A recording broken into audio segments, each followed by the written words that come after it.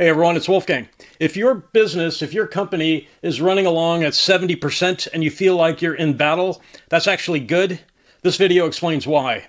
If you're always fighting it out in the market, you're actually in better shape than if your company feels like long, lazy weekends. If your daily routine in your company is long, lazy weekends sort of vibe, that's actually not preferable. You'd actually be better off being at 70% good rather than 90 or 95% good in the business. If you're always being challenged, you're battle ready. If a surprise comes up in your market, like a new competitor or an economic situation, if you've been relaxing with long, lazy weekends sort of mentality in your business, that can be a problem. If some change comes up that rattles you, are you ready for it? Sometimes the answer is no, you're not ready for it. So this will explain a good example of that. In Silicon Valley, Southern Lumber was a warehouse, a huge warehouse store of lumber products. They had some tools, some woodworking tools, but 95% of the store was lumber products. They had no competitors nearby. There was no Lowe's, no Home Depot in that part of the market of Silicon Valley. This is the South Bay. The San Francisco Bay Area is quite large. This is the South Bay, what's called the Peninsula, where all the high-tech companies are, like Apple Computer, Google is there, eBay, Intel, just every high-tech company you can think of is in that area. And in this part of Silicon Valley, Southern Lumber sort of had the market to themselves. No competitors nearby. They had an immense range of lumber products. I mean, you'd walk into the store and it was a warehouse store with the ceiling, just incredibly high ceilings. And lumber products, the range was just incredible. If you were a high-end custom home builder, you went to Southern Lumber for products. There was stuff you would never be able to find at a Lowe's or a Home Depot at Southern Lumber. Custom home builders shop there. If you had vintage homes like Victorian era homes, there are a lot of those in the San Francisco Bay Area. Because if you think about it, the San Francisco Bay Area expanded during the gold rush in the 1849 was, the 49ers. So there's a lot of old structures in that area. And if you wanted to buy 120-year-old shiplap style siding, Southern Lumber had it. At that time in the area, nobody else carried it, and they had it on hand, in stock, every day. So you get the idea. Southern Lumber, immense range of lumber products. It was a warehouse store, so in that area there was a lot of construction and development because the Bay Area was expanding. This is before, right now. California is in sort of a different sort of condition, but at this time when we lived there, we left the state before 2020, but we had lived there for a long time. We had a portfolio of rental properties. We shopped at Southern Lumber quite often, and there was a lot of construction. There was a lot of development in the area. So Southern Lumber had a big payroll, and their staff was knowledgeable, and it was plentiful. Unlike a Home Depot, right? Home Depot, you go in and you hope that there's an employee somewhere if you have a question. Southern Lumber, they had knowledgeable staff, tradespeople. They must have been paid well because they were knowledgeable, and there were lots of them. So again, they didn't have any competitors nearby. They were a warehouse lumber store offering a unique, wide range of products. They must have been paying their staff well. So you get the idea. Highly qualified employees and plenty of them. So they must have been doing quite well, that store. So if you think about your company, your business, you might have this belief, we want a smooth sort of 90 or 95% good conditions with our company without any challenges. In other words, we want a long, lazy weekend sort of vibe in our company. But is that what you really need? Would it be better off to be 70% in the trenches fighting all the time and being sharp with sort of battle-hardened instincts? Because otherwise you can get lazy. And Southern Lumber got lazy. Southern Lumber had the market to themselves. There were no competitors nearby. Everyone shopped there. They had a unique, vast range of lumber products. And in that part of Silicon Valley, that was the go-to place for lumber. So what happened? Southern Lumber had the market to themselves for years. We shopped there for years. One day, a Home Depot store began construction. It was a couple miles away.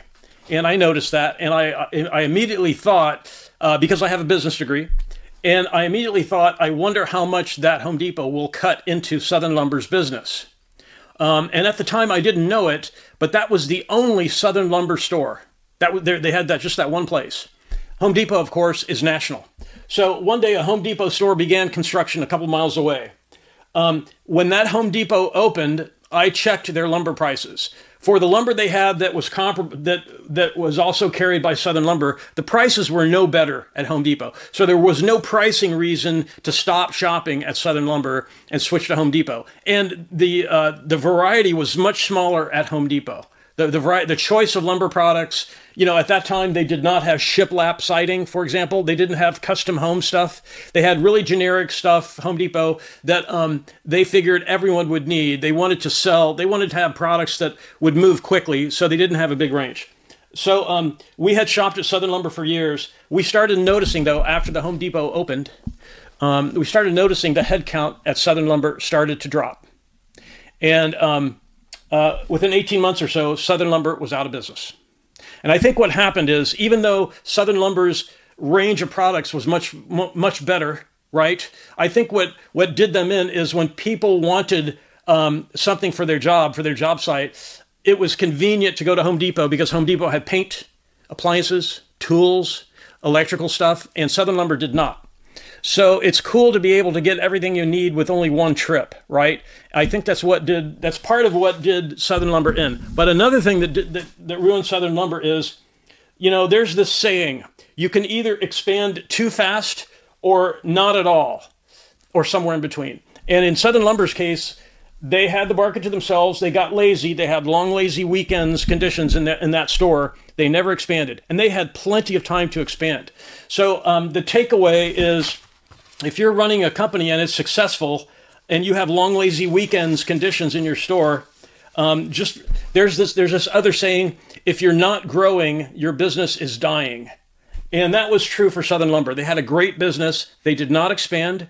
If they had hired a business consultant, I think a business consultant might have told them, look, right now you have the market to yourself, but what if a Lowe's opens up nearby? What if a Home Depot opens up?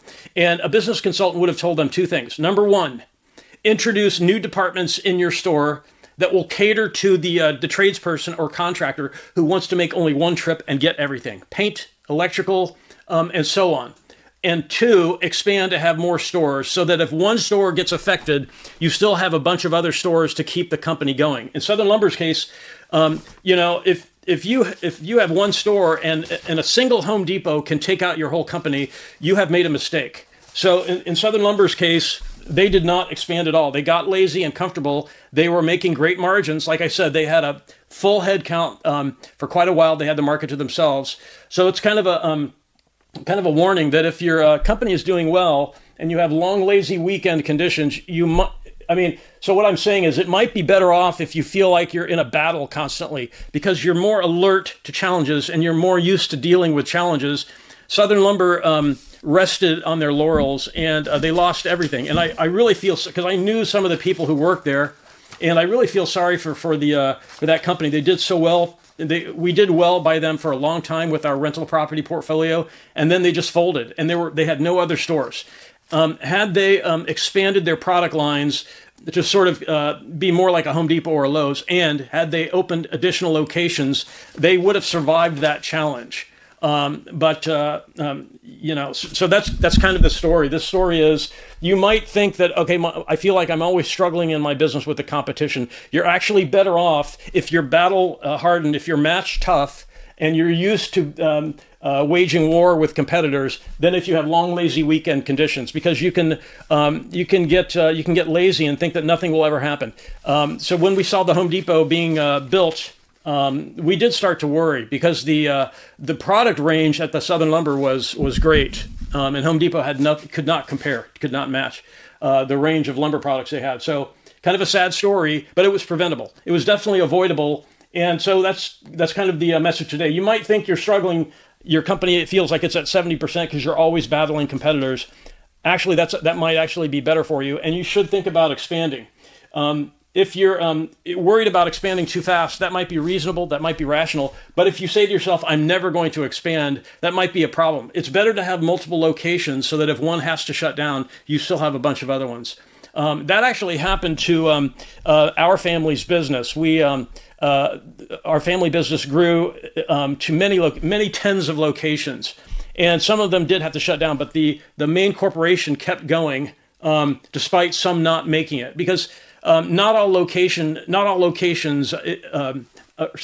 every location can survive long term reliably, because market conditions change. In this case, a Home Depot opened up, and I think contractors just wanted to be able to make one trip, one drive, and get everything, and not have to make multiple trips. Southern Lumber, and then Home Depot for tools and stuff. So if you have any questions about this, I'm happy to answer questions that you guys post in the comments. And I really want to thank everyone for watching, and have a great day.